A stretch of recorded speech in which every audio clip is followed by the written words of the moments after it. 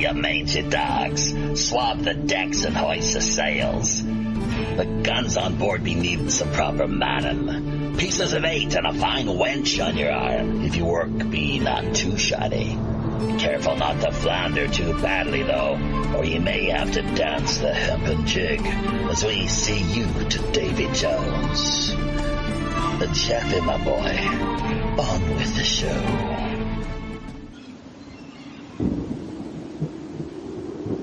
Welcome, everybody, friends, folks, foes, and fellow pirate mateys, to our latest weekly edition of Pirate Radio Podcasts. It's episode number 362 with our special feature guest of the week, Buddhist Reverend Thero. Before we get to him, however, let's provide a bit of just a reminder that WPRPN is the website that you'll want to drop by and take a look at. Sign up is free. I, of course, before we get too far along the road, carried away here, my name, as always, is Jaffe Ryder, Chief Communications Officer of the Robin Hood. The website, though, WPRPN.com, the free sign up, and our email address, not only if you have PayPal donations you'd like to send our way, half of which goes directly back to the grassroots. Hashtag WWRHD, what would Robin Hood do? Clearly something along those lines, one would imagine.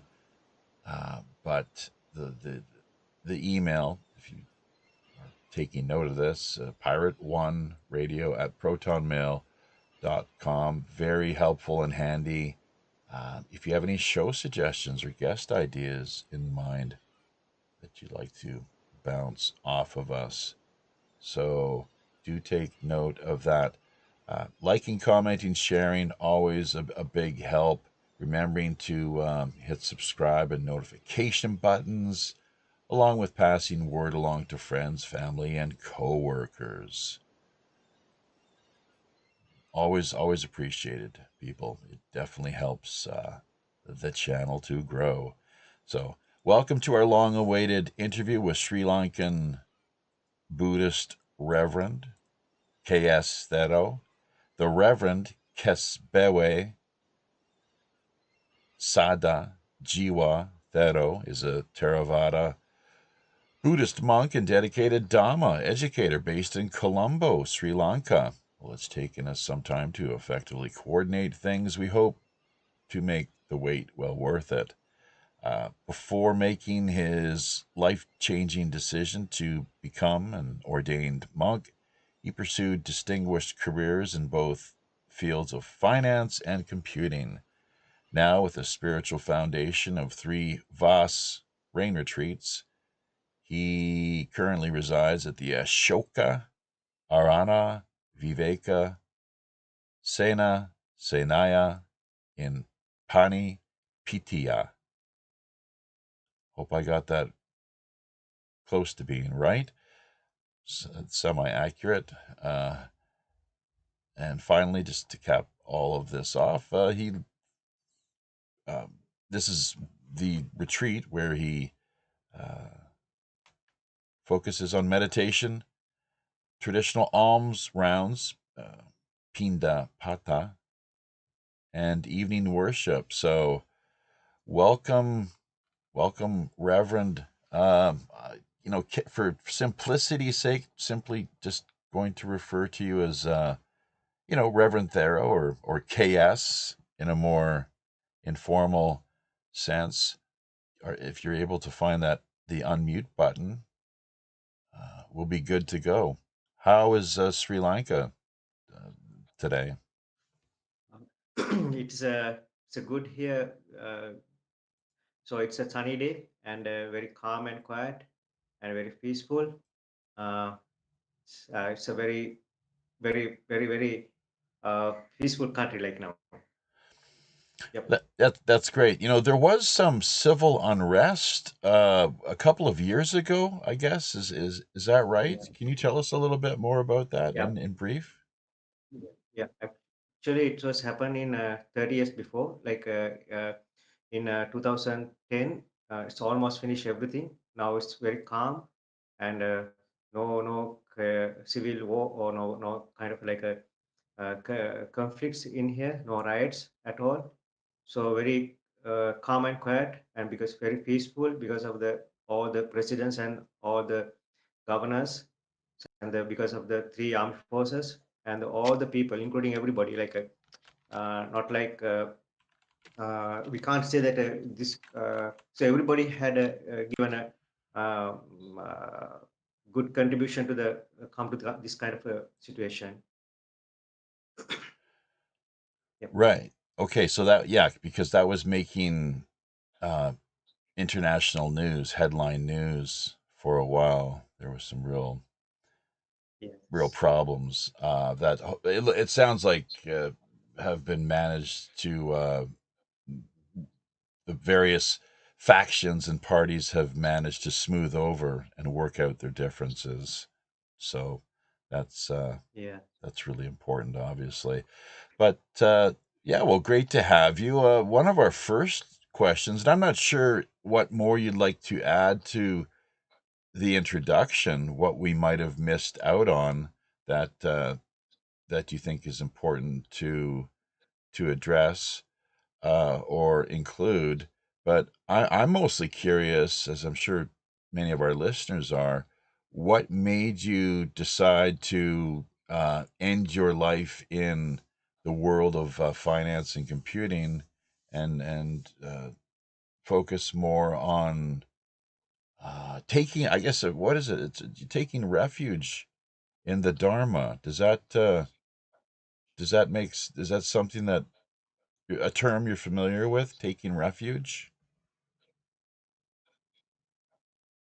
Um, Actually, honestly, this because actually, I want to become like a professional person. So I found I met a monk. Actually, he preached some Dhamma.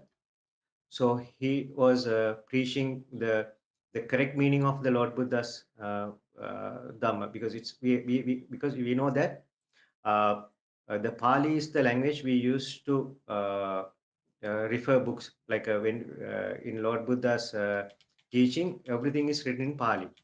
So these Pali words translated in different languages. So it's basically basically it's a Sanskrit, then Sinhala, then Tibetan, likewise so many languages. So when they translate this Pali words into the different languages, they have used uh, the meaning of the the common meanings. Actually, it has a lot of different meanings, the deep meaning. So the our the monks, my monks teacher, my monk is my teacher is a venerable Beruala Rahula Thero. Beruala mean like a place of he born, like a native place, and the Rahula is a name. So Beru Rahulathero, he met another monk called Vaharaka Abhiratanalankara Thero.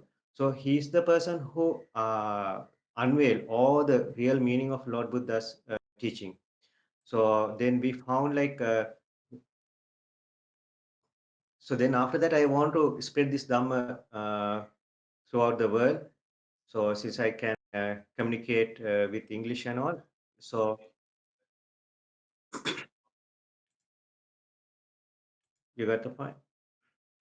Oh, I'm sorry. This is the reason I want to become a Right. Go ahead. yeah. So this is the reason I want to become monk after all. So spread the Dhamma throughout the world. So recently I focusing on one-to-one discussions with the different people. So who are meeting from Facebook, and I have already conducted a few nearly 20 discussions with few people, and coming from different countries and speaking different languages. So reason is because I don't need to nowadays. Nowadays, I don't need to learn different languages because most of the people can speak English.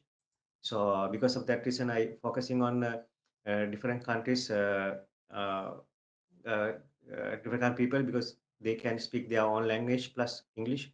So then after I finish in discussions with them, so they can uh, uh, tell whatever the things learn from me to their country's people. So that's my main focus.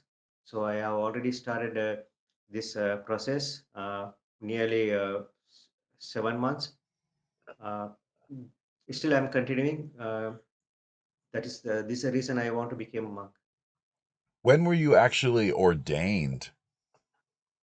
In 2023. Okay. All right. And you actually travel between, from what I understand, what you told us via the Facebook messages, private messages we shared. You travel between. Actually, before we continue, can I just ask that you turn your speakers down a little bit? The sound, maybe you have YouTube on or something. Would just if you could turn that either off or down, because it circles back, Yeah, it echoes back, and then and bleeds back into the conversation. It's just a little yeah. distracting to turn it down. So thank you. But Australia, yeah, Australia, back to Sri Lanka. How does that work? What's your schedule look like on that front? Uh, so as a student, so I after my A levels, advanced level exams, so I focus on uh, IT because during the 2000, so IT is the main and new uh, uh, section for people because IT just came to the this world and so I started with the IT. So I focus on foreign exams. So I sat for Austrian Computer Society exams and I gained some qualifications. So during that period, like I sat for programming and I earned the world first prize for that exam during the 2001. So then after that, I wanted to move to Australia because of the qualification and all. So I want to earn some additional qualification, professional qualifications. So then in 2004, I visited Australia. So during that period, I focused on IT qualifications. But I found that something is wrong in my career path. So then I came back to Sri Lanka after 1 year. So then I started working with uh, insurance companies and Sri Lankan companies. Then during that period, I earned another financial qualification called Chartered Management Institute of UK. Then that is short name is CIMA UK, CIMA UK. So I got gone through everything and I completed that exam and got the membership. So after that, I uh, got a chance to visit Saudi Arabia, KSA. So because of I got some job offer from the Almarai. So that's my last place I visited as a foreign country and a professional qualification. Saudi Arabia, did you say? Yeah, Saudi Well, Arabia. well, that's interesting. How does that work as a someone who is a Buddhist? Because my understanding is that in entering the country, you're required that, unlike many other countries where it's not an issue, but there you must, I guess, declare your religious beliefs, and they only accept. I could be mistaken, but from what I've heard, is Christians, Jews, and Muslims who are considered to be people of the book. How did that work for you? Yeah. Uh, because we had a lot of Sri Lankans during that period in Almarai, so uh, so they are the one who recruited us. Uh, so I think I don't know what's happened inside that when it comes to religion and all, but we as a from birth I'm a Buddhist, so I don't know what they have done for uh, when it comes to the religion. Yeah. Did you have to? You didn't have to declare anything entering the country at customs. It was not required. No, actually, I work as a layperson because in uh, 2022, I mean 2022, I became monk. So before previous, this is about the previous before I became monk. So as a layperson, I in during the 2008 to 2010, I work as a treasury accountant at uh, Almarai company. Oh, all right. So, it's good to hear that Mm. it wasn't that much of an issue then. So, uh, Yeah. now, what are some of the basics?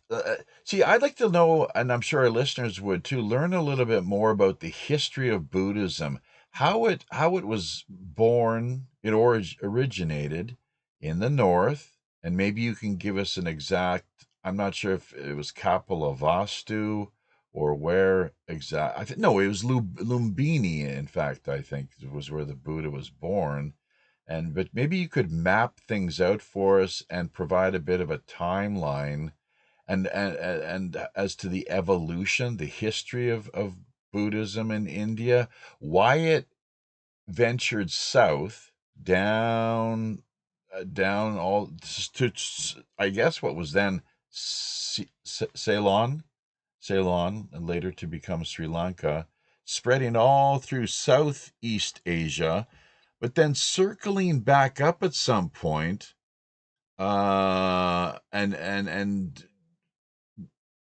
being reborn or rebranded, as some might say, in this Mahayana form. So, and there were these councils along the way too, which I'm sure you're familiar with. How many? There was like three great councils that took place through the years. Is that right? Yeah, this is a very complicated situation actually. So there are a lot of uh, discussions are going on, and because of the one is the actually this, as per our tradition and the books.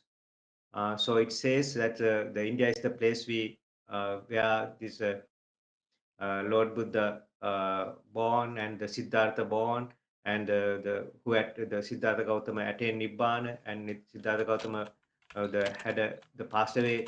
So everything happened in India. But when it come to recently, there are a lot of arguments and a lot of evidence are coming back and a lot of publications are going on.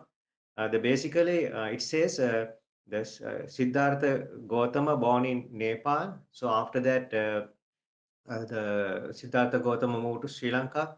So in there's another ancient city called Anuradhapura. So that Anuradhapura city, we have a lot of the great icons like the Mahasaya. We call Ruvanelli Mahasaya. That's a stupa, and there's another one called Sri Bodhi. That is a tree. We talk about where the Siddhartha Gautama in Nibbana, and the again there's when it come to Mahasaya. So that is the one we believe like the people telling that that's the place where Lord Buddha had passed away, so Parinibbana. So this is how it's going on during this current situation. But the main important thing is like we need to understand what Lord Buddha said. So we need to understand what is the meaning of all the words he preached. And when it comes to Mahayana, it's a very uh, we have to check because this is my idea. So the Lord Buddha has prohibited translating his Dhamma into Sanskrit, Vedic, because it's already in the 227 the vows under people who attain Siddhartha Gautama who got and the ordination. So they have to protect these 227 vows. In that 227, there is a one the vow is like a, you can't translate my Dhamma into Sanskrit, Vedic. So I think we can see a lot of translation of Lord Buddha's preaching into Sanskrit these days. Uh-huh. So I don't. This is the reason. This is the reason I think the most of the meanings hidden, and that's the reason most of the people can't attain nibbana and all. So because when the meaning is hidden, so that's mean like a we can't get the real the idea of the Lord Buddha's preach. So this is how it's happened. Well, it was largely an oral tradition for how many? Several hundred years, I guess, almost 500 years. Is that right? It was this from teacher Yeah. to student? Yes, exactly. That has to be happen like that way. So Lord Buddha has said that. So when it talk about the person who attain nibbana, or person who enlightened, who achieve the enlightenment, these are the people who can make other people enlightenment. So people who have seen, people who attain, people who are enlightened, nibbana, they are the people who can tell others to how to attain, because that is a way oral, so spoken way. This is the same thing I do, and the most of the Sri Lankans are do actually. Uh, there are a lot of people who attain Nibbana in Sri Lanka, so I believe that things because I have met, I have spoken to them, and the only way is by listening to the Dhamma from person who attain Nibbana. Then if the person who listen to that Dhamma from a noble person or the Arya person or the who attain Nibbana, so if the person is fulfill the requirement to attain Nibbana or realize the Four Noble Truth, they have a chance to come into that level. So not by uh, meditating or not by reading books, not by watching recorded things. So it has to be happen live moment in front of the person who attain Nibbana. That person has to be preached Dhamma. Then then and there, the people who have fulfilled the requirements, they can attain Nibbana. This is the only way. It's already clearly mentioned in the Tripitaka books. Do you say Tripitika? Tripitaka means that Three there are baskets. three main volumes. So one is Abhidhamma, second one is a Sutra, other one is a Vinaya. Actually, it's come as a Vinaya, Sutra, Abhidhamma. Yeah, fascinating. So, do you know much about the great councils that were held along the way? And I would like to talk a little bit about Ashoka too. I see that your temple, is it temple retreat, or what is your main facility that's named after the great Indian emperor Ashoka? Yeah, What is it called? Simply a yeah, monastery? yeah. Its name is Ashoka Arana Viweka Senasanaya. It's in Colombo district. That's the heart of capital. So 20 kilometers away from Colombo city. So we can you all can find a Kottav and Pannipitiya. So in that area, there's a called another area called Palangmatha. In that Palangmatha, we have a lane called Samagipura. The end of the Samagipura, this week you all can find our place close to the edge of end of the lane, like surrounded by paddy fields, very calm and quiet. And actually, the Shoka means suffer. So Shoka means suffer. Then there's no Shoka mean, there's no suffer mean Ashoka. Mean actually there's a negative side of all the meanings. So it say that Ashoka mean there's no suffer. Oh, That's it's so the meaning of oh that. Oh, it's Yeah. not the emperor then. It's not Emperor Yeah. Ashoka. Yeah. Oh, it's Yeah. like So, negative Shoka, no suffering. yes. So Shoka is a synonym then for dukkha, I guess. Is that right? Yeah. It's That's correct. another word, yeah. Okay. Yeah. Well, all right. Well, how about these great councils then? Is it too complicated, or do you know much about the timeline? Because from what I understand, that's where the various factions, as within the Christian tradition, very similar, the way that they met and tried to, have see the common ground. Because I do believe that you hopefully you will agree there is common ground in like most Buddhist traditions. You find the three like the marks of existence and the five skandhas. Sometimes the numbers differ, of course, and from depending on what what lineage or tradition one is looking at, from what I understand. But things such as that. The three poisons. Three poisons. Are you familiar with?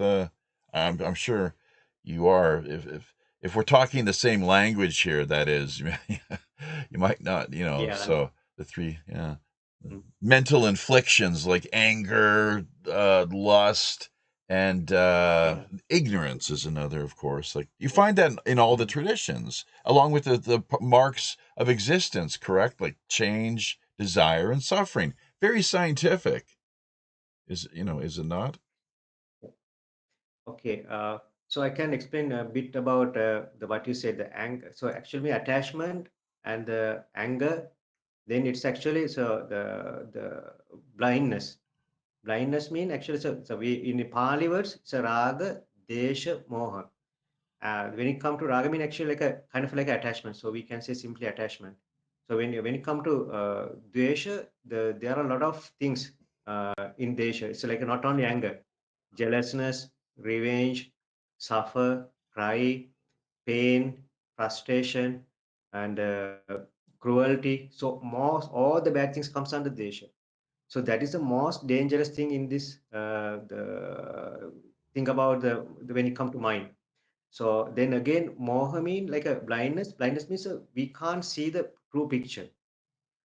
Until we see the true picture, so still we are like a non-noble people, like the people who saw the reality of this world. They call like they see that.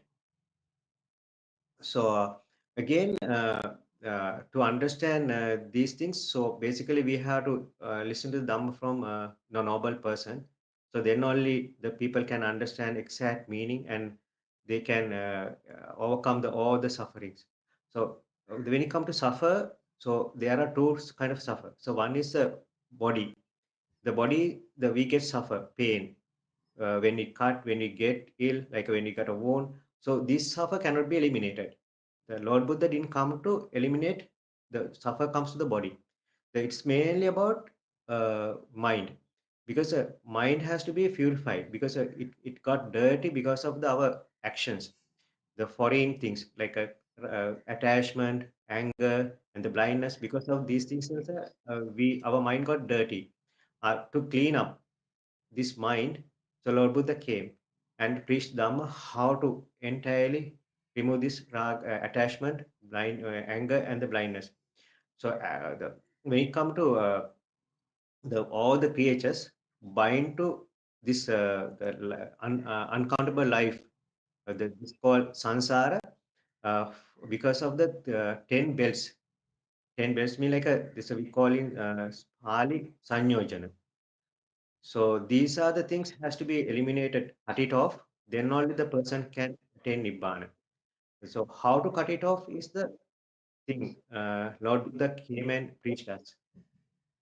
He showed us how to cut it off. So then to cut it off these bells, it's very important to attain Nibbana. So this is how it's going on. Yeah, I think the last sermon that he gave, or last teaching, from what I understand, very short, as he was passing away. Do good, cease evil, and purify your mind. It's very simple. Is how he ended it, I guess. Yeah. The, this is a case. On the surface there is a meaning. That meaning is already available. It's already existed in this world. Among the human. But the Lord Buddha said a totally different thing. It has a huge, I mean, like a deeper meaning than that. So I think this is not the time to explain that things, but I used to explain these things during my one-to-one discussions. So even what we observe, like observe five seal, but when it comes to five seal, actually the already existed even before Lord Buddha appear in this world. So it has a lot of different meaning. Whatever the meaning we see from the surface is totally different when it come to the Lord Buddha's meaning. So I will take the fifth one. Fifth one is when daily people has to observe five sila, five vows.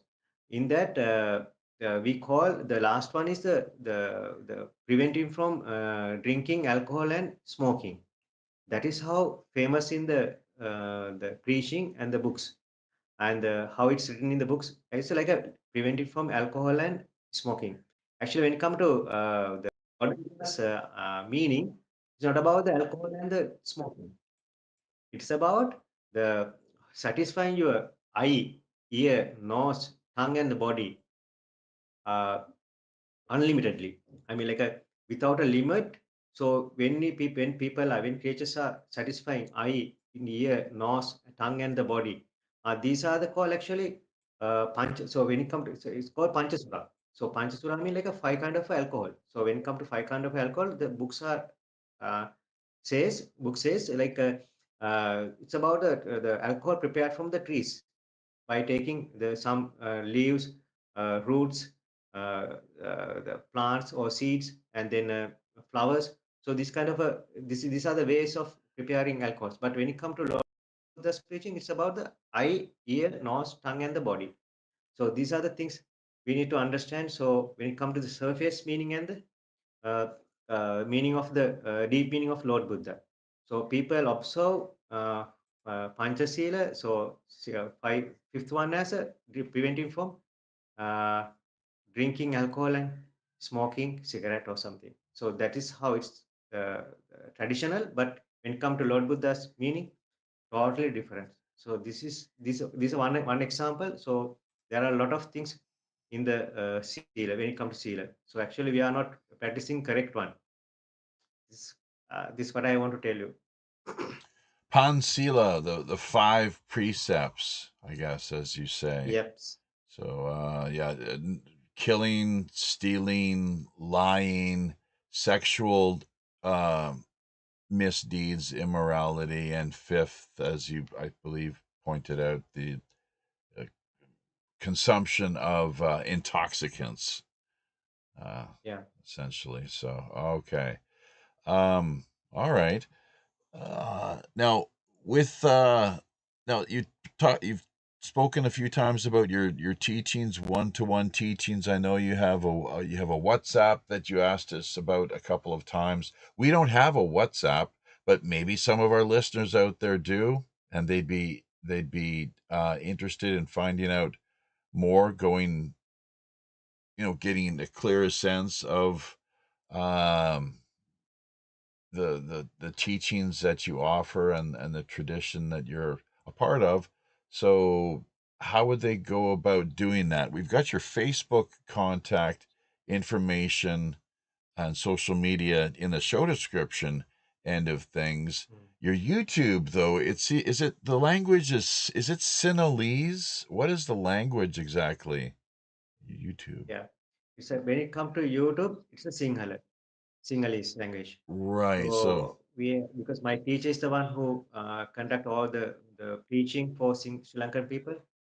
Uh, I do separately because one to one because I had to focus at a time I can focus only one person. So when not only WhatsApp, actually I use Google Meeting, the Facebook Messenger, then if Zoom also it's possible. What else? What's the last point? I'm sorry. Google and Zoom, oh, Zoom. Google Meeting, Zoom. Zoom. Sure. Yeah. Yeah. Okay. All right. So, now we've got a few other points we'd like to ask you about it. The Buddha's tooth, I guess, stored in a special location, and I was thinking about this today. It's somewhat ironic in a location. It's a town or city called Kandy. Is that right? Uh, so actually, there's a one we call the place we call Aluvihara. So but when it comes to that's the books we think like because as per our books we think like this a place the all the Dhamma the oral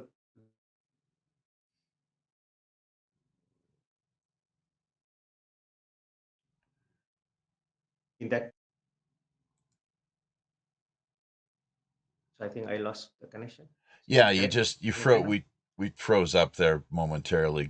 We were talking about the Buddha's tooth in is it Candy? It is in a it is yeah it is a candy and same there's another place called Somavati. Okay. So there's another yeah another So what? There's a dispute then that one is the real tooth and one is not, or it's half of. uh, actually I don't have any good idea about it because the people who involved in that things only knows which one is correct and which one is okay. Oh, yeah, I thought I heard that. Oh, that's interesting. What's most fascinating to me and slightly humorous is the fact that would be of all the places that you would store somebody's tooth, it would be in a place called Candy, especially when you're talking about suffering. It's you're gonna Yes. you eat candy, you're going to suffer and go to the dentist. So be careful. Yeah. Now we here in South Korea, the location where I'm based out of in the central region of the southern part of the peninsula is they found a number of years ago that I'm not sure if the term sati means anything to you or not. The crystal bone fragments of a saint, or in this case the Buddha himself allegedly, is what they found hidden. I don't, maybe I could send you the link later and you might be interested in reading about the whole story. Quite fascinating, but it was hidden in this a soak top, a pagoda type temple, bigger than a pagoda actually, and it was hidden right in the middle that only they discovered a few years ago with an X-ray, hidden by a noble lady, I guess, very high-ranking noble lady, and this this the site, the location was actually at its height. There was a lot of it was a monastery, basically, a lot of monastic activity. The king, uh, it was where the king at times called home as well. So, but yeah, now which maybe kind of uh, segues to our next point, just coming to mind here on the fly, essentially, how when the Buddha died, his body there was almost there were people fighting over his body, were they not? And then it ended up being his fragments or remains were divided into 8 or 6 portions. Is that right? Do you know much about that? Yeah, exactly. Actually, not the body, the only about the relics. The after Ah, the Sadi?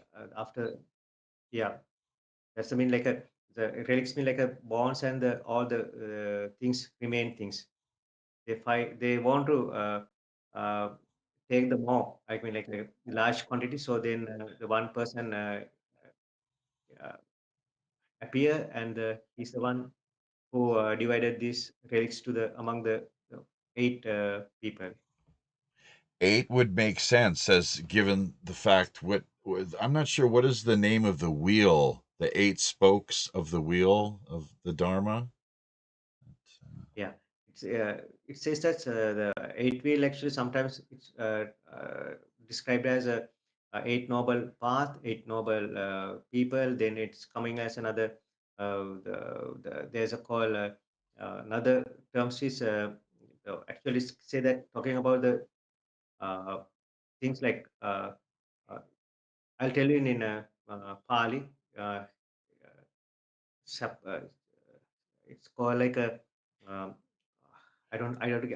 sorry, I don't remember the name of that, The but eight I'll find it and I'll tell you. Yeah, the eightfold path, the fourth, that's the fourth noble truth. Is that what we're yeah. talking about No, here? Yeah. eight no. It's about not only eight noble path, eight noble people. It's about the how we experience. So sometimes we get happiness, sad. Then we get some the the pleasure, the some kind of praise from the other people. Sometimes we get the humiliation from some people, and we get sometimes we get a profit. Sometimes we get lost. Likewise, there are a lot of eight kind of things, eight kind of like elements. Right. Yeah. As It's you like said, it's rolling. It's like a rolling. So yeah, it goes much deeper, as you say. This is like very what I've been putting forward is as you say, it's very simple, very just superficial, simplistic, basic teachings. Someone such as yourself, though, who's trained and practiced for more dedicated, that becomes it's deeper, of course, and it can be a little more complicated with the various factors that are involved in each category. So the eightfold path, though, as I recall, has to do with right, well, attitude, effort, meditation, livelihood, things along those lines. So yeah, quite yeah, very straightforward, really. It's very, like, once again, scientific. It's common sense, really. If you think it's not, why, yeah, it's common sense. yeah. That's So yeah. this is a reason I told very beginning. Uh, so we can see the surface meaning of these words. So uh, the people who have not attained Nibbana, these are the people who written these books. So they have written the surface meaning of the words, but when it comes to the real Lord Buddha's meaning, it's totally different. So Hmm. whatever we use nowadays, it's a totally different. It's not the correct meaning of Lord Buddha's Hmm. uh, teaching. Right. So that's why just I came up with the idea. So I have to do a one-to-one sessions with the different people coming from the different countries and who speak different languages. So these are main reason I want to come to this kind of a broadcast as well. Mm, right. So what if now this is a little bit not something perhaps that you're able to comment on, but are you familiar with the term Greco-Buddhism? Greco, Can you the repeat again? Greco-Buddhism, the Greeks and India through Alexander the Great coming into contact, warring essentially. Alexander the Great thinking he's wanting, to go everywhere and cause all sorts of chaos and just wanting to dominate and rule everywhere, as with like uh, Genghis Khan and so many others down through history. Now we've got Trump, of course, and Netanyahu, and it's like, yeah, we were going to own it all. So, but there's one famous story of these sadhus that approached him, Alexander the Great, and sort of almost mocked him uh, for thinking that he owned everything that was around him. And I think they were stomping their feet, saying that's all anyone owns is right there, at best, the ground beneath your feet. and nothing more. Are you familiar with that story? I heard about the Alexander, King Alexander, but the only things about when he died, he has to put his hands uh, uh, out of the box the, the where it's carriage. So then asked uh, uh, all the doctors to carry his remains, body to the place to bury. So likewise, then spend all the coins, all the path he uh, towards buried the place. So these are the things I heard about Alexander, King Alexander. So other than that, I haven't heard anything Mm, about the yeah. sadhus. What happened was that there was this is around the time of so he would be several hundred years before Christ, a few hundred years after the Buddha, and then coming into contact with northern India, Gandhara, which I'm sure you're familiar with, Gandhara, Taxila, and places within that area, what is now, I guess, northwest India and Pakistan, to some extent. That was very instrumental, important within the context of it's known as religious syncretism, where two traditions come into contact and cross pollinate or influence each other. So 900 years of Greco-Buddhism is what certain scholars, how they refer to it. So, but I think that's largely, not entirely, because Pali and the Theravada, the way of the elders, I believe, as it's known, has remains a factor throughout, even though people, I think, correct me if I'm wrong, but people may say that, oh, well, there's the way of the elders is still, it's has an influence and is still present even in the Mahayana tradition, because the extent, in the sense that you can't throw the baby out with the bathwater. Did you know that expression? Don't throw the Yeah. baby. So the foundation was laid by the elders. So I'm still curious though how Buddhism. I need to talk to someone to get a clearer understanding how it made its way down from the north into the south, Sri Lanka, and then spreading down through Southeast Asia, which would be what, Thailand, Indonesia, I guess, back in ancient times, and Cambodia, of course, Vietnam, and then so forth, and then made its way back up to northern India, and this Mahayana, what you probably regard as a heresy, took off in earnest. But it's interesting too, because I think that had a great influence on the teachings of Christ. Someone who disappeared for 18 years. I don't know if you know about this or not, but he was gone for 18 years, and many people think that he was traveling and went to places such as India, of course. And I don't. Another thing I'm not sure if you know about, but Saint Thomas, I guess they call him Thomas the Apostle. I think he was a brother of Christ, but he ended up going to Western India. You might know about that. There's this old, the early day Christians established themselves on the western side of India long ago. Have you heard that story? Yeah, we heard some stories about these kind of stories, but still we don't have good evidence. Oh, okay. All right. How about near death experiences? Do you know about near death experiences? Uh, I have read some books and I heard some of the things.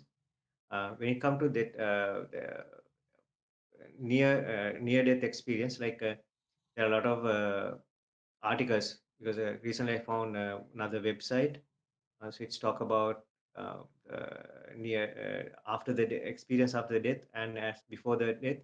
Then again, because the very famous the book written by Edgar Casey, I think that's another book. Right? Recently, I Yeah. found another person's book, but still I don't remember his name. But he has already published books in USA. So I'll share it after this discussion. So that Hmm. links and everything. Yeah, it's Yeah, to me very interesting. People, the hospital monitors beep beep beep beep beep beep, and then yeah, beep flatline. They're yeah, gone. Sometimes people go. yeah, They can go. It's really extreme, but they're gone for days. They're down in the yeah, morgue. Where we go, our bodies go, and down in the mm, refrigerator, and then suddenly yeah, people wake up sometimes in the morgue, like, hey, hey, hello, let me out of here. yeah, So, and they tell about having experienced these amazing stories where where they popped out of their body, soul or something. yeah, I know Buddhism is not really, it's on Atman, essentially, or no soul, but there's something, the spiritual energy that pops out of our bodies, people who have these experiences, and they fly off to meet with deceased relatives, even pets that they had a close karmic connection with, and amazing testimonies. You can find a lot of videos regarding NDEs on YouTube, actually.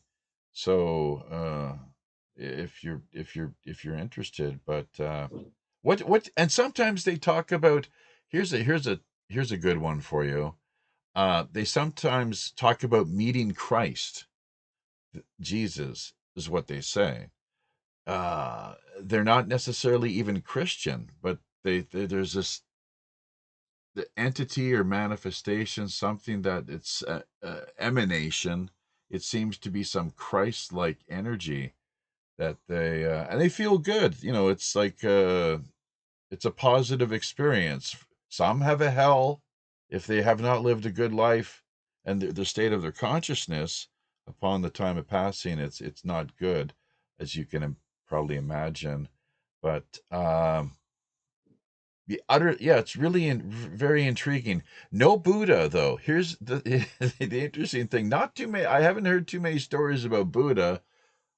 Do you know why that might be? Why all people are just talking about, oh yeah, seeing Jesus, but there's not too much Buddha yeah. experience. Okay. So I got a one point I have to tell you. So when it comes to soul and non-soul, these are actually extreme. Lord Buddha say if somebody is saying there is a soul, this is extreme.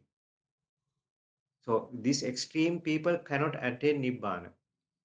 The second one is the who say that the people who say that there's no soul, that is also extreme, and those people who can't attain nibbana. So again, there is another incident happened during the Lord Buddha's time. One person came and asked from the Lord Buddha, is there a soul? Lord Buddha didn't answer the question. So then again he asked, Lord Buddha, there is no soul. Is there no soul? So he even Lord Buddha didn't answer that question. So again that person for the third time he asked, Lord Buddha, isn't the soul is or not no soul? It's like whether this exists or not. So even of that third question also, Lord Buddha didn't answer the answer for that question. So think about then how on earth. So we talk about there is no soul.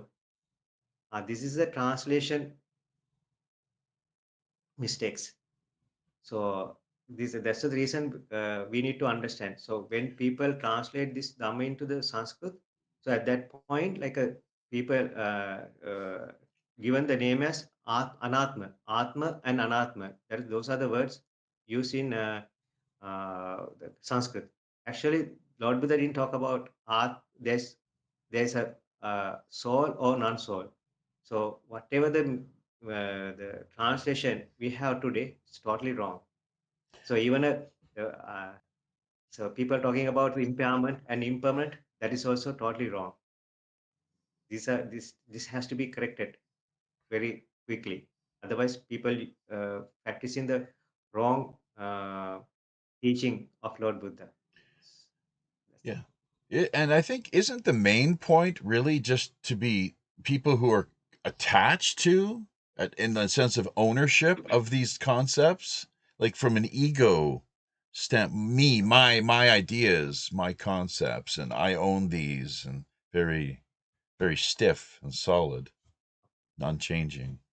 Okay, I'll tell you one thing. So since you asked the question, so actually we think so we collect the things, right? Day by day. So we go to work and we earn money, and day by day we earn something and we try to buy something new things. It can be a vehicle, it can be a house, it can be a equipment. So we think there's a pleasure, the happiness inside these outside things. So actually, the Lord Buddha has found. So think about some people are. So have you heard about the fruit name called durian? No. Okay, so famously in Malaysia, in Sri Lanka also same. So it has a strong smell and a strong taste. So what is the difference between here? There are people who don't like this strong smell and the strong taste, but there are people who like Yeah. strong smell and the strong taste. Mm-hmm. So think about so why the same fruit has two different responses. If it is the fruit, the durian fruit is very taste or very good smell, then there can't be two kind of responses. So it's mean so the happiness is not inside the things. Happiness and the sadness not inside the things, or happiness and sadness not inside the people.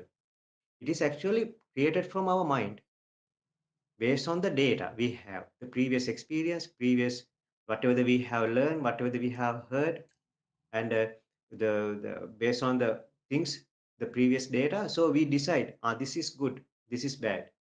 Actually, this give us happiness, this give us sadness. So think about for example, think about the morning, the couple, the husband is uh, very good person during morning time, but again in the evening he might be the like an enemy. The same person has two different uh, uh, characters acting. So you get the point. Sure. Yeah, absolutely. Sure. I Yeah, think so so. then Uh-huh. Yeah. this is a case we need to understand. So happiness and the sadness not inside the things. This is called avidya, this is called the blindness. That's, yeah, Avija, yes. Yeah. Yeah. Um, what Koreans here call, I believe, just ignorance. Yeah, yeah, yeah. Yeah. I mean, It's not attachment about and ignorance. desire. Hmm? It's not about ignorance. Actually, it's a Wow. blindness. The Okay. correct name because Okay. people have not seen this the truth. This is the reason, because of the reason only the people think like collecting day by day greedily. Oh my God, because this is a reason. So once the person understood there's no happiness and the sadness inside the outside things, then at that moment he will start to uh, gradually stop collecting things at, over the time, over the night. So it's gradually he will stop go behind the things. Right. Yeah. Yeah, sure. I often think about, that's a great point. Inherent, like the value, intrinsic inherent value in material items, and as you say, consumption, and I have been known to be pretty bad for that when it comes to books.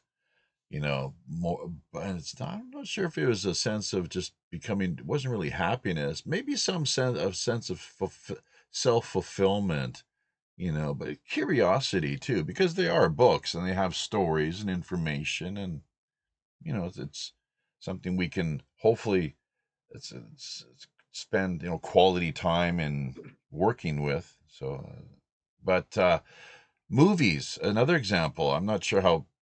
I think this is somewhat similar to what you just unpacked with respect to the fruit example.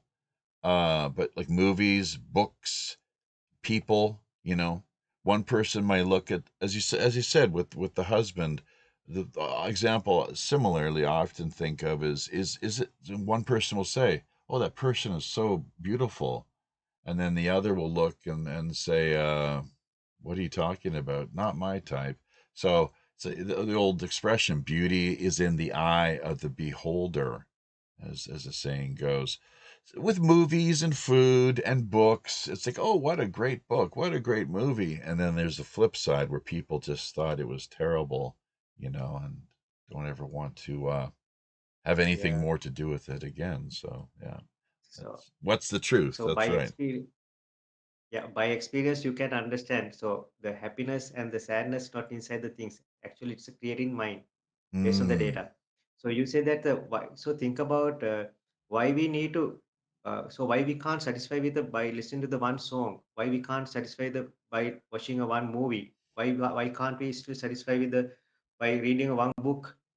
Why we need to do it again and again? uh-huh. Ah, this is the call. So I'll take another example from the one statement from the Lord Jesus.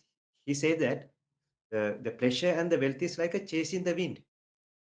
When you chase the wind, can you catch and keep or stop anything?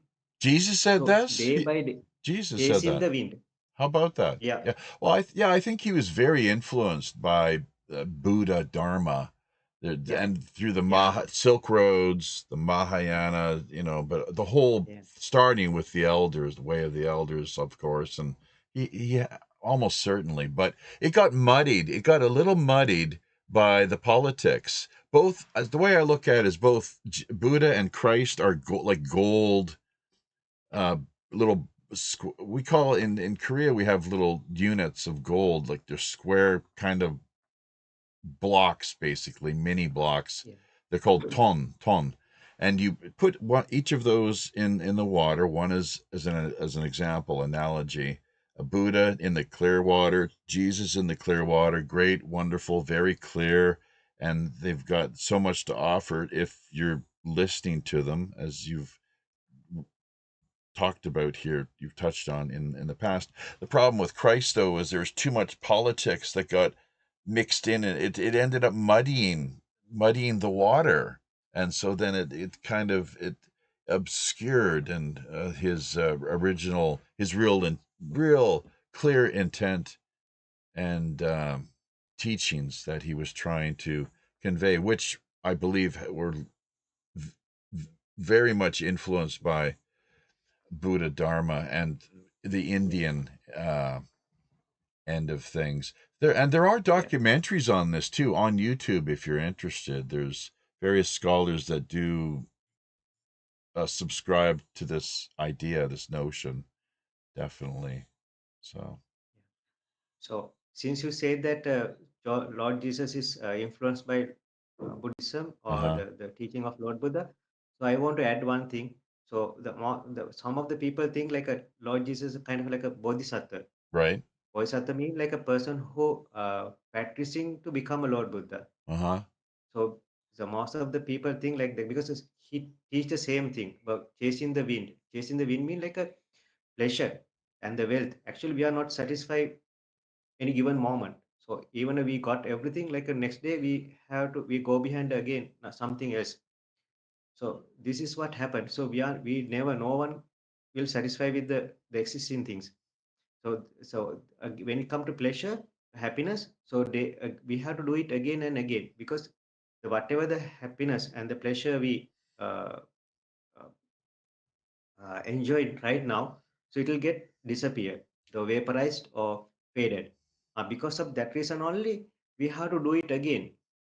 So that's why just whatever the so it's mean actually the pleasure is not as per our choice. Basically, the pleasure is not as per our choice. This is the reason we have to redo it again and again. Whatever the pleasure we created from the by looking at things and the hearing things and the spelling and the tasting. So the whatever things we do and whatever we did so far, we are not, these are not collectible, or it's not as per our choice. So we can't keep it as long as we want. This is the call anicca. It's not a impermanent. The impermanent word is already, it's not the correct word for anicca. Impermanent is everything is impermanent. Think about, so Lord Buddha didn't want to come and say that everything is impermanent. So it's whether even the other than Buddhist people, they know that this everything is impermanent. It's already existed. It's a common theory, common law, common logic for everything. So Lord Buddha came and told us, so whatever you enjoy by creating the pleasure, this pleasure cannot be keep as per your choice. It's yeah, that's When you can't, go ahead. yeah, tell me. No, I was just going Yeah. to say, like So with addiction, for example, in the way that addiction manifests, or addiction. Uh, no, not about the addiction. no, you did. Okay, It's about the okay, addiction. okay. It's about the, so think about when you watch a one movie. So why do you want to go for another movie? So we are waiting for the next movie to come, Yeah. because we the whatever the pleasure we got from the watching that movie, that pleasure cannot keep as per our choice. So it get faded, or it get vanish or expired. So when it comes to the eye, ear, nose, tongue, and body, so everything is used to, subject to vanish or faded or expire. And that's the reason we need to do again and again. To do it again and again, we have to do a lot of actions. We have to do a lot of things. So we have to work. We have to go to school and learn. Then we have to earn money to get these things. So this kind of like actions we have to do, a lot of actions to get only a small percentage of pleasure. So this is what we need to understand. This is what I'm discussing with the people when it comes to one-to-one discussion. This is the most important thing we need to understand. So if the person doesn't understand this point, the entire the practice is totally wrong.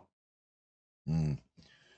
I was thinking, and is it endorphins or the serotonin, the release of the brain chemistry and the release of brain chemicals with the this I guess you don't it's not addiction as far as you see it, but the experience, the sensual experience, and wanting to continue to try to repeat and capture the I guess the way that it was, you found it so stimulating the time before, with, as you say, the five senses. um is that something that you have given some thought to, or that's part of the teachings of the Lord Buddha, brain chemistry and release of serotonin or endorphins? uh, Not exactly, Okay. but I don't. I'm not familiarized with the science side. Okay. Well, I I got I think one or two more questions actually, and then I think that it'll be about we can wrap things up here. One deals with non duality. I'm not. You probably know the Pali term, and maybe the Sanskrit as well. I can't seem to recall either, but I should know this one. What is non-duality, and what can what can you tell us about that, as far as you're Yeah, concerned? I met a few people who talk about non-duality, uh, but in my so I believe as per my knowledge, I think there's no called non-duality or something. So it's coming. So it may be the wrong translation of the word, because Lord Buddha told us to told all the monks to don't translate my Dhamma into Sanskrit. If this non-duality come from the Sanskrit, then it's a wrong place, wrong word, and it has a described as a wrong way. So that is what I can tell you, because other than that, I don't have anything about non-duality. There's nothing in the Pali tradition regarding non-duality. So so there are things, the deep things. Like, so I'll tell you this one thing I have to tell you. So we have the volume called Abhidhamma. Right? The Abhidhamma is the place talk about all the details, the individual, the component and the elements. So Abhidhamma can actually,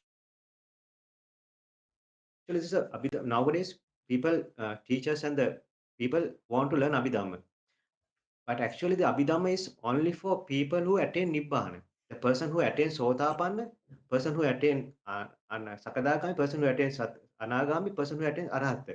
These are the people who can understand Abhidhamma. So people who have not even attained Nibbana, they can't get the real meaning of the Abhidhamma words. So this is what I have to tell you. So then you understand what is the purpose of Abhidhamma.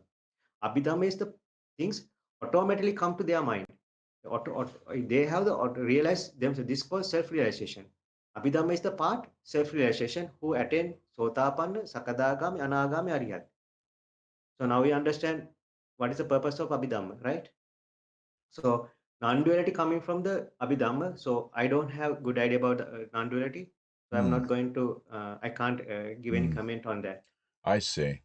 Okay. Well, then I'm not clear on what the Buddha said, obviously. But my concept, my take on it, has to do with. I'll have to look deeper into it. My personal take, though, at the moment deals with 0 point energy. It has to do with the concept, I guess, of 0 point energy, the Big Bang, and time and space, of course. Time and space, both within us, the duality within us, and the sense that we perceive, which may be a false perception of that. The subject object relationship as it is, but also in an external sense. So with duality within, duality without, and that being an illusion. Maya, I think, is something, both Maya and Mara, terms or concepts that you're familiar with, presumably.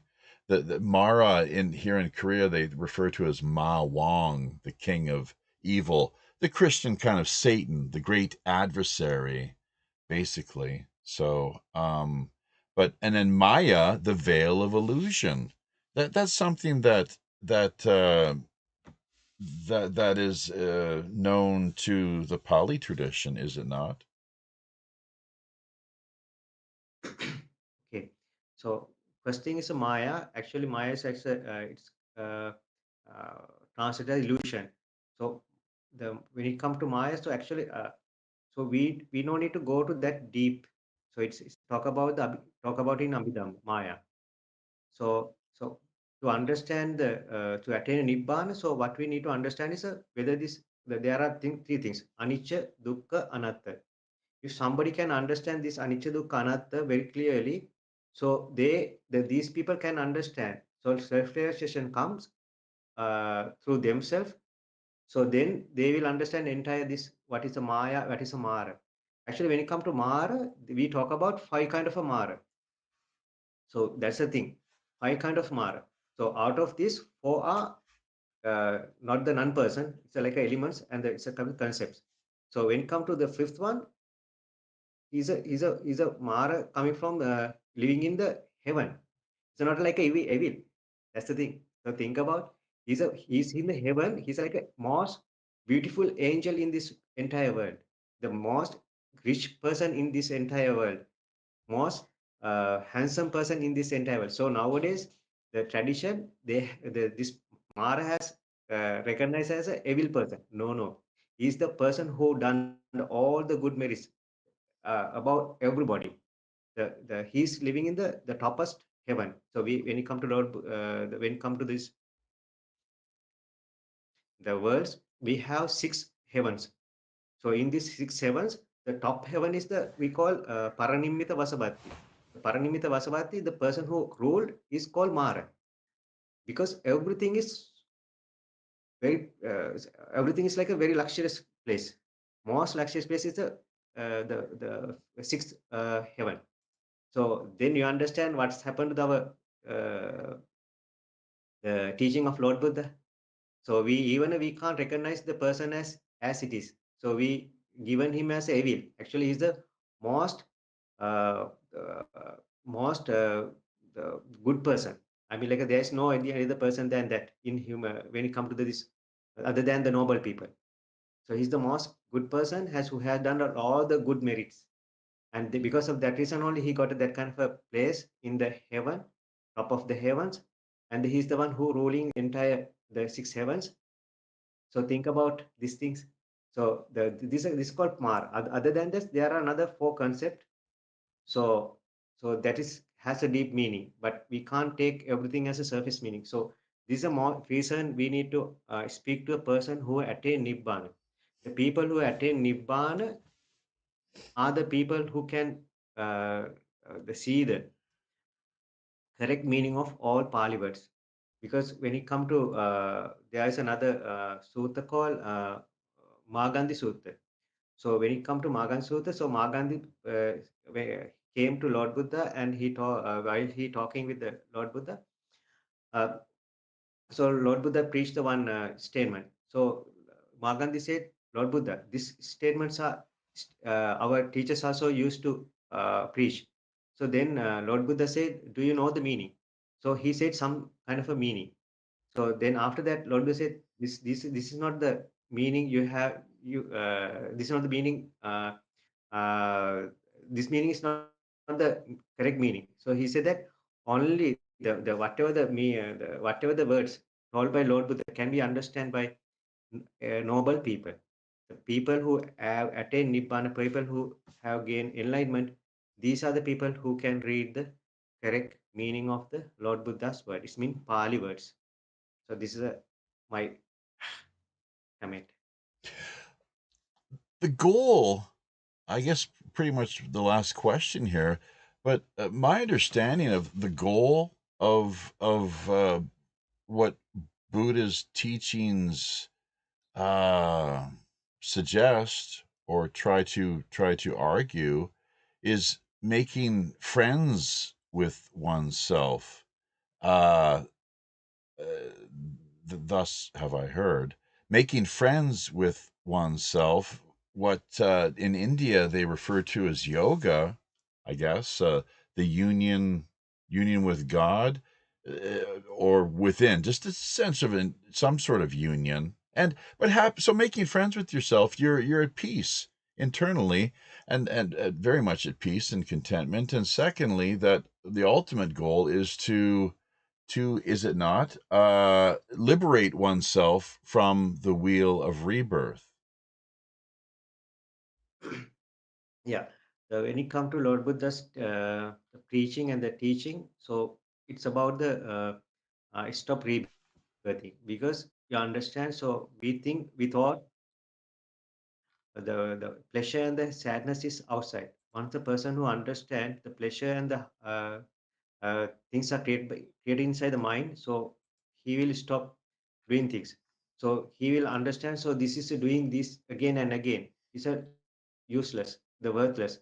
So then automatically he realized, and he go through the path of Eight Noble Path, then fulfill the Arhataship and stop the rebirth. So think about, so if people think like that there are people who control this entire world.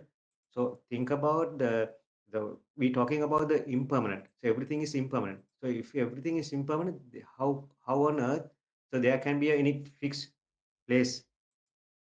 So in entire world, entire system is impermanent. So it's mean like there's no any permanent place in this world to live, to live. So this is the reason we need to understand. So whoever control, so think about the people, if there is any kind of like a the council to control this entire world. So think about who's controlling this the council. So that is the question. So everything's happen according to the action and the cause and effect. Mm-hmm. So there's a person, so person to control these things. So whatever that we did come as a return. So action has a return.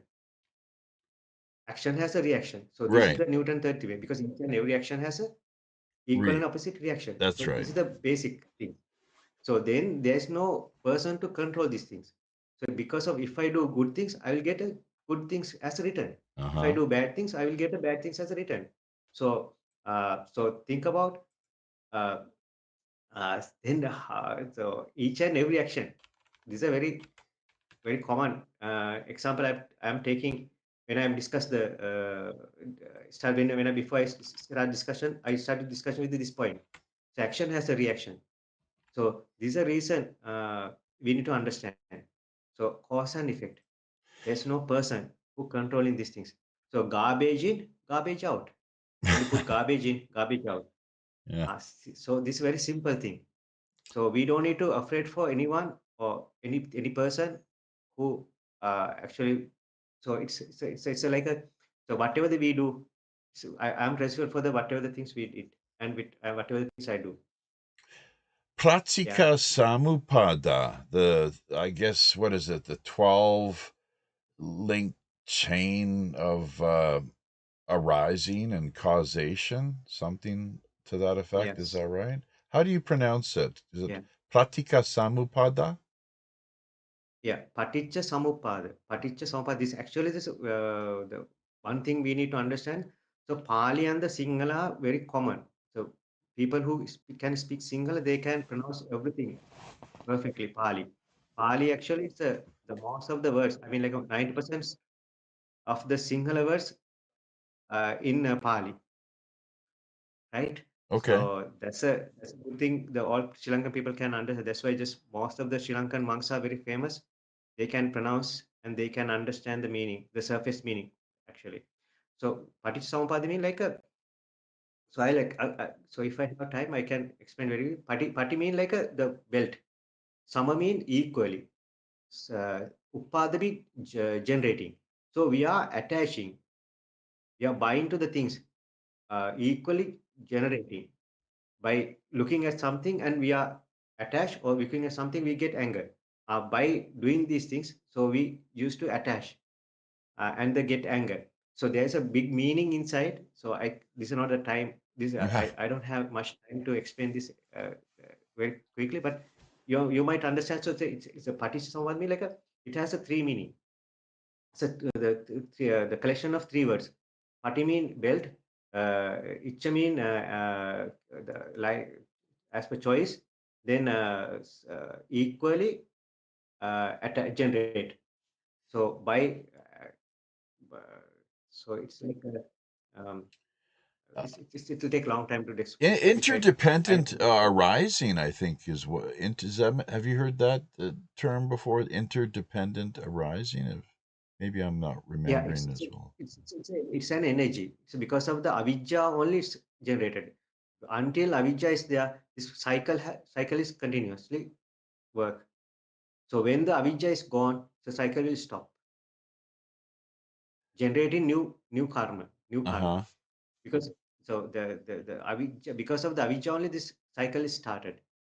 So Mm-hmm. even the without avidya, there's a sankara pacha. There are some there, because we have learned only one cycle of Parisampada.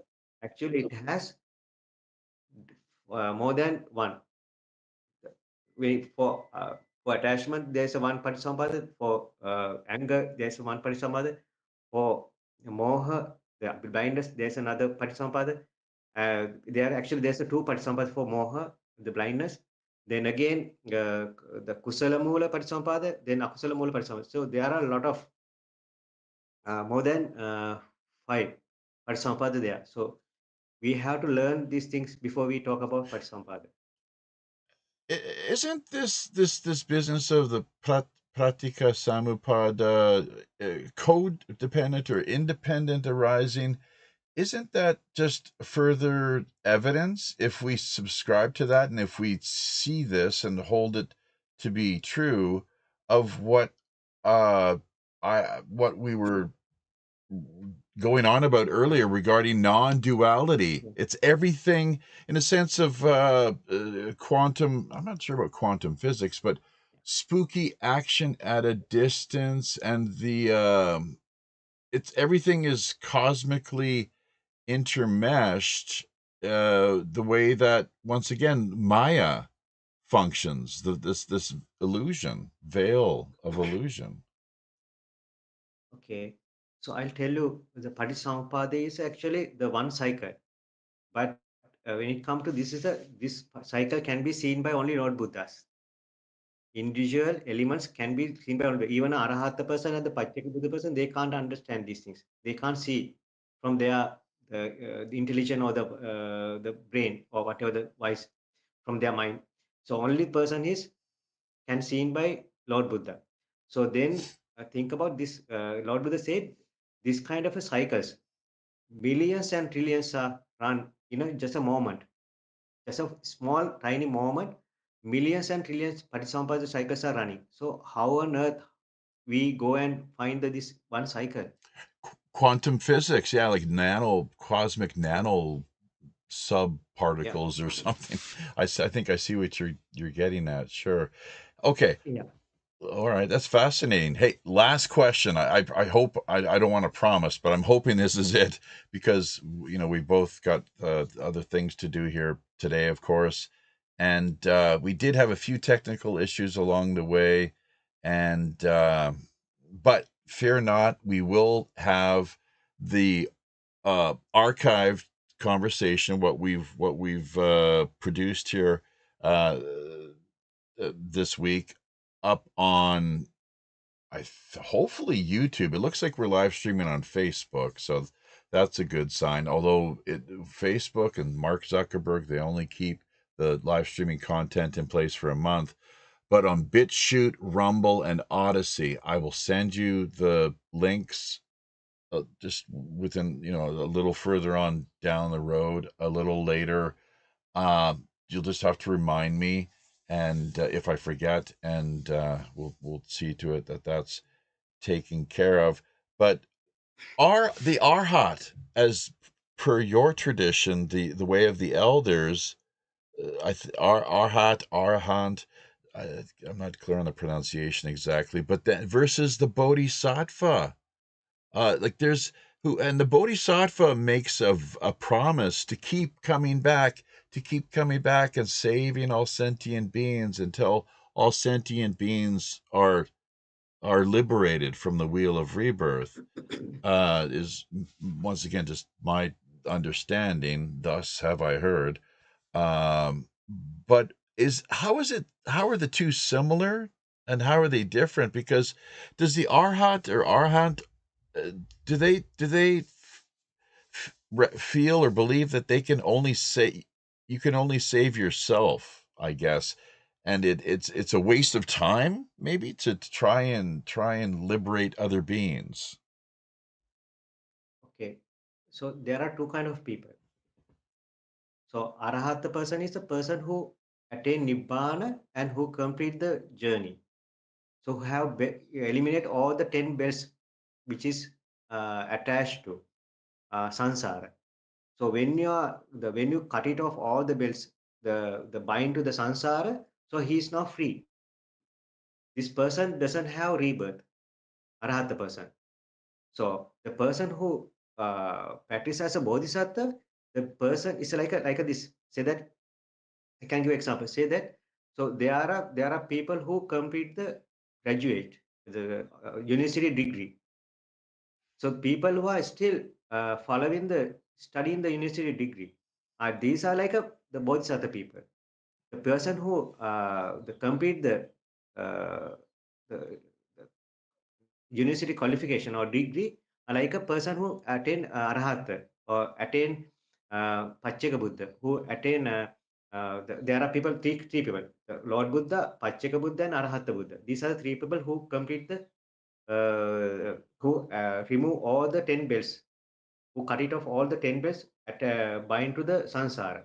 So these three people never born again after the death. After the death, right? When it comes to the bodhisattva, the person is still on the way, on the path to attain. Or one is the Arahata Buddha, Pacceka Buddha, and Samma Sambuddha. To attain these things, so he has to practice. The person who practice called bodhisattva.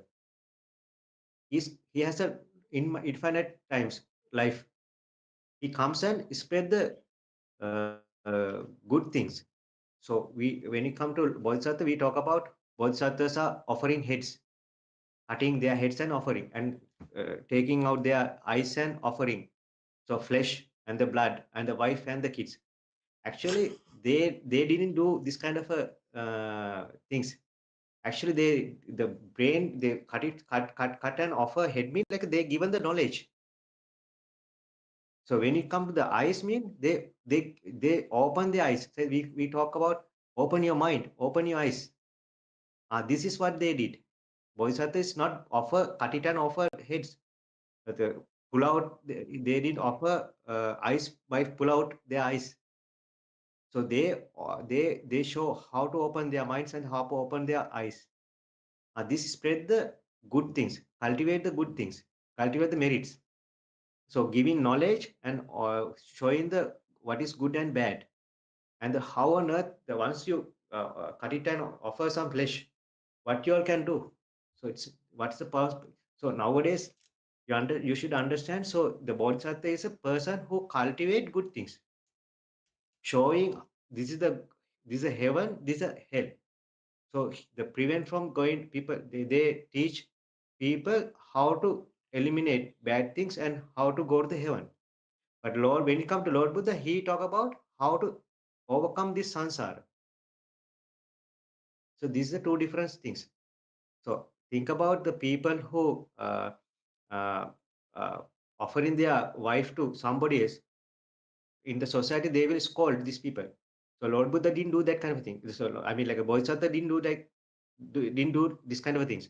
He offer actually this is a very common word for for wife. We call ambuva. Ambuva means Sinhala word ambuva. Ambuva mean like a amber. Amber mean mango. So he offer the mango friendship to other people, not the wife to other people. So this is the reason I told you, like there are surface meaning and the hidden meaning, deep meaning. Yeah. So if you learn the surface meaning, you are in the wrong path. Well, You are spreading the wrong Dhamma as a Lord Buddha's teaching. yeah. And this is the reason we need to understand. We need to find the person who attained Nibbana and Yeah. listen to them. This is what I want to tell you as a Mm-hmm. final message. Well, that's yeah, really that's great, of course, and everybody has to start somewhere, though. I mean, even Jesus himself, and I think most religious traditions, there's certain levels of teachings that are through skillful means, practical wisdom, that depending on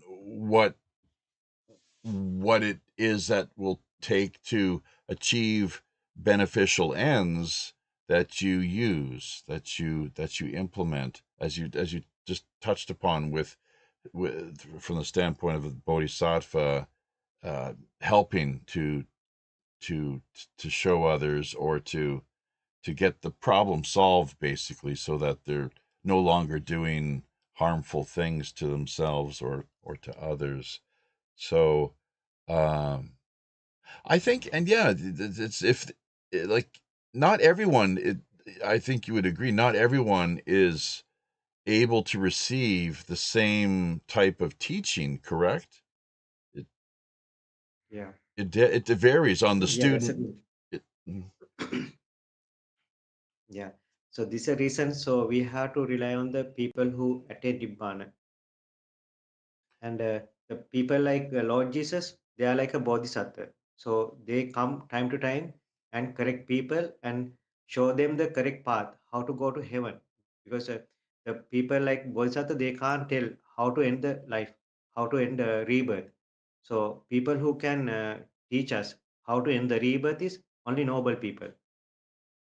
So this is the two different between these noble people and the bodhisattva.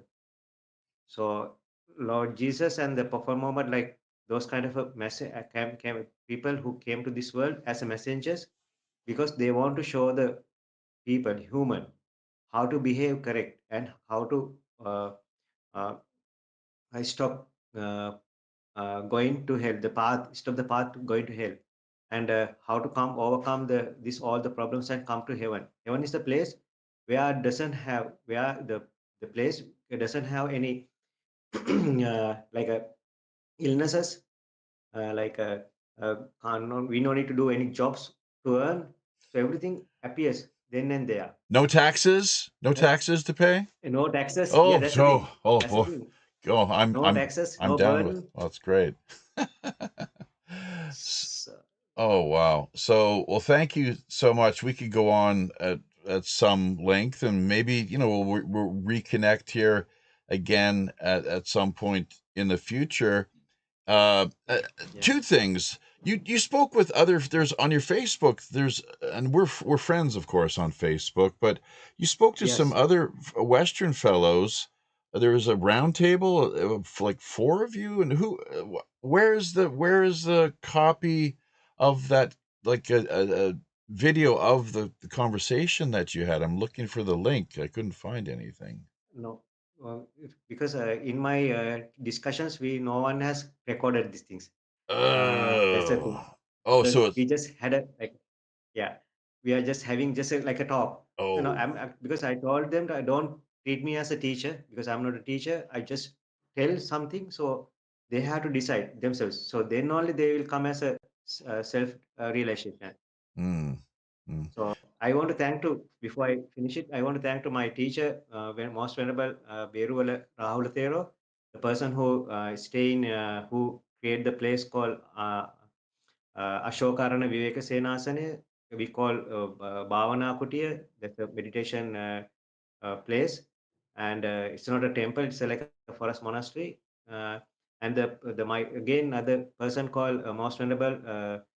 Vaharaka Abhiratana Lankara Thero, he's the person who unveiled all the correct meaning of Lord Buddha. So he's the person like a first noble person who unveiled all these meanings of the Lord Buddha's words. And you can be contacted through either Facebook or WhatsApp, or we've met here on Jitsi to have a conversation. So, Yes. what's the best way of doing it though? Either Yeah, Facebook or WhatsApp? yeah. What's up? Because my phone is a little bit outdated because I don't have Zoom in here, my phone, because I have to use laptop for that because and they still uh, have problem with this technical issues in the now. I have to get another new one. So Okay. until I can contact through Facebook Messenger, Google Meeting, then WhatsApp. All right. Well, very good. So, an hour and nearly 40 minutes. Reverend Bante. Now that this is these Sinhalese names are very difficult to pronounce, so bear with me here. Yeah. I'll try the full deal. Kesbewe Saddhajeewa Thero, is that right? Yes. And the Yeah. Yeah. But Thero is elder. Is that not right? Thero, Thero, no. it's elder? Yeah. But we so this is some this is society is given the. So normally we say that when you come to the English word, so Thero. So normally they think like a Thero is the person who elder. Mm-hmm. It's up to them, but I use as a Thero to understand. So I am a monk. So Well, indicate that I'm a monk. That's yeah. it. I just want to mention that I'm like a elder, like a the very old person or like a they have more Vass. I mean like a more than 15 Vass or something. Well, my way, the way I see it is you're part of the Theravadan tradition, which is the original teachings of the Buddha. Those are the teachings of the elders, as it is known. So that's why I try to be as respectful as possible, as I would Yeah, respect the Buddha himself. yeah. So, Okay. all right, Bante, Reverend Bante. So, thank you very much, and we will talk again shortly via Korea. Songbul Haseo, wishing you a speedy enlightenment. So, Okay. enjoy your weekend. Yeah. Thank you so much. Bye bye. Bye bye. Okay, so just checking out of the Jitsi meeting. Yeah, it was pretty cool. It was a little difficult to sometimes uh, pick up on and clearly understand his English, but he did a pretty good job. And this, of course, is the exchange that we had will probably be seen as of some interest or appeal mostly to those who have a background in Buddhist studies or are just curious in learning more. And, if you've got any questions, of course, reach out to us here or the Reverend Bante himself. He's the one who can provide to you everything as far as uh, his experience and what his lineage has to offer. Um, I often wonder whether or not there's a connection, in fact, between the Theravada, the elders, Thera, and the Therapute, who were during the height of this Greco-Buddhist epoch of which I referred to earlier. If there was any connection, you know, offering therapy, mental therapy, maybe something in the way of medicine, physical medicine and rehabilitation as well too. I mean, weren't the Essenes themselves known to be very much oriented uh, toward they were healing essentially and caring for others? I believe they were, but the point really is just the linguistic similarities there that you find with the thera prefix, that root cognate, therapute. Yeah, look them up, folks, if you get the chance. Very fascinating. Is there a connection? An ancient, as he himself talked about, of course, several times, regarding the hidden, the unseen. Occulted is the English term. And why this has been done in so many instances is anybody's guess.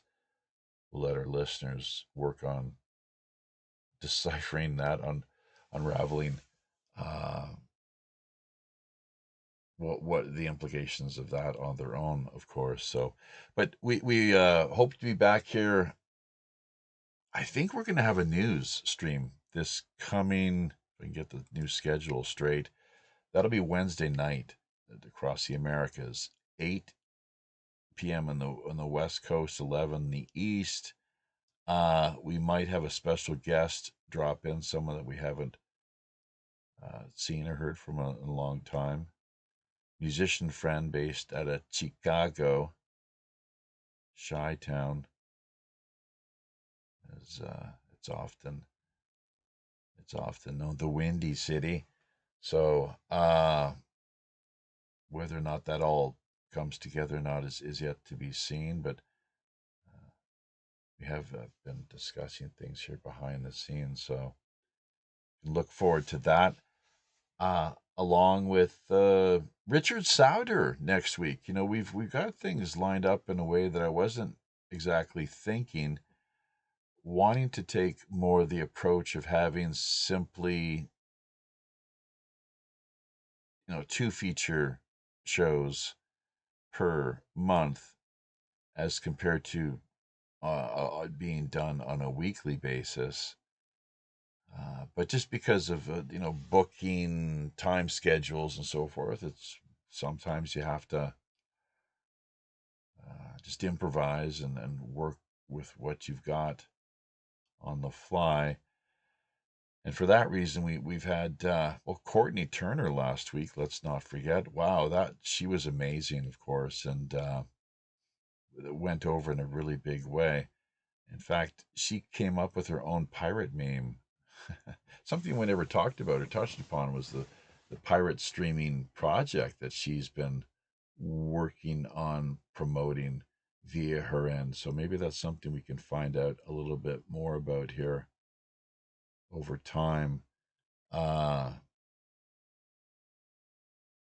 and the numbers have been doing pretty decent actually, all things considered, via YouTube and elsewhere. Just about the time, of course, that YouTube will want to shut us down. Anytime we get any serious numbers, we're immediately taken offline over there, it seems, for whatever reason. I'd like to find, I'd never asked him where he was sitting there. It almost reminds me of like a little bit of Nalanda. I'll have to ask. And I think that's Bante there, or I can't quite see very the ancient ruins. It's really quite something. The same location that many of the great Buddhist elders lived, presumably preached, and worked, to do their best. And proselytizing it's an interesting issue. It's not really my understanding. It's Buddhists are not really all that much known for proselytization, from what I understand, working to actively convert other people. It's something more typically familiar or known to the Christian and Islamic faiths. So, of course, Ashoka the Great of India, that's one of the reasons why Greco-Buddhism took off in such earnest. Look that up as well, folks, if you're interested in any way. 900 years of Greco-Buddhism. Some pretty powerful stuff there. So, and the way of the elders definitely influenced. I mean, how could it not? The what emerged at that time, in just a few hundred years BC, the time of Alexander the Great and beyond, up until the point the way I look at it is where the Persian prophet Mani, uh, founder, I guess, of Manichaeism, sometimes pronounce it Manichaeism, but Manichaeism, lost his head and had it placed on a pike outside the capital city of what back in ancient times was something that currently escapes me. I don't think it was called, it was Tehran, but there we go. So hopefully everybody enjoyed the show. Pirate One, and got a lot out of it, of course, or at least a little, in a positive sense. Once again, if you have any questions, Pirate One Radio at protonmail.com is how you can reach us. It's also our PayPal donation, the email that we use for that end of things. We've got pirate swag available, and always happy to accept any digital, tips, people buying us virtual coffees or what have you. You know, at which point we, all things considered, we take half of everything that comes our way, in case you didn't know, and redirect it back to the grassroots, very much in line with the whole hashtag WWRHD, what would Robin Hood do, ethos and philosophy. Welcome to Angel Munoz as well over on Beam. We've been having some technical issues, Restream, Beam. And Beam suddenly now wants to cut in at the start of every show. We're trying to mute it out. it did so in a big way with the first live stream feature episode of the year, Courtney Turner. They tried to kind of hijack the stream again this go around. Maybe we should send them an email and ask that they, the default be on mute rather than blaring through the speakers. It'll cause all kinds of chaos and unnecessary distractions to the live streaming audience. So, but there we go, folks. Do keep in touch. Remember to like, comment, share, hit subscription notification buttons as well. That really is very much appreciated. At all times helps for the channel to grow and to reach a larger audience. So passing word along to friends, family, and co-workers too. #good karma. On behalf of Captain Long John St. Clair and all the rest of the crew here down in Skullport Harbor, until we meet again via these high, often all too intrepid digital seas, I'm your host, as always, the Robin Hood's Chief Communications Officer, Jaffe Ryder, reminding you as always to keep your ear to the ground and eyes to the sky. Tally-ho!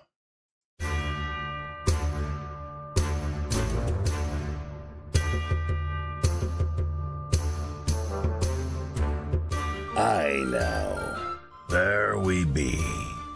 Having carefully looked over each of our navigation panel instruments, checking every level, switch, dial, cable, knob, and pulley, by all accounts and indications, we indeed see it's time once again to drop anchor inside Mystic Bay.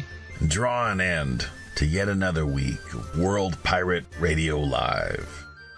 Remember, if you're looking for a little more animated online action, keep in mind we've likely got yet another great free-flowing Rogues Gallery after show coming up for the next hour in one of our more premium, exclusive, and remote digital underground online pirate hideaways.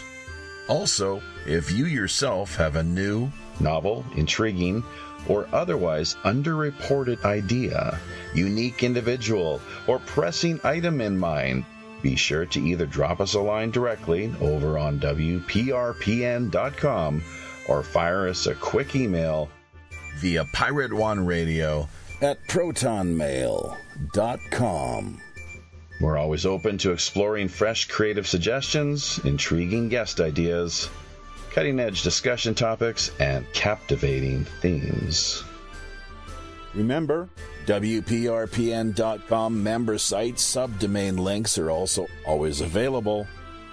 Great for artists, musicians, podcasters, bloggers, social media personalities, or pretty much just any old land lover looking to boost their online visibility, presence, and reach. Basic personal profile accounts can be launched for just $60 per year. Staking your claim now helps not only strengthen you and the network, we're also looking out for the little guy. That's right, folks. As much as half of all WPRPN's profits are redirected right back into the hands of the people who really need it most. Community charity. After all, we are the Robin Hood. You can further embark on your own personal pirate journey by either liking, sharing, commenting on, subscribing to, or just following us via virtually any mainstream social media platform, including Twitter, Facebook, Gab, or Minds.com. So don't forget to become engaged. Until we meet again out on the high digital seas, I'm your host as always, the ship's Chief Communications Officer, Jaffe Ryder. Tally-ho.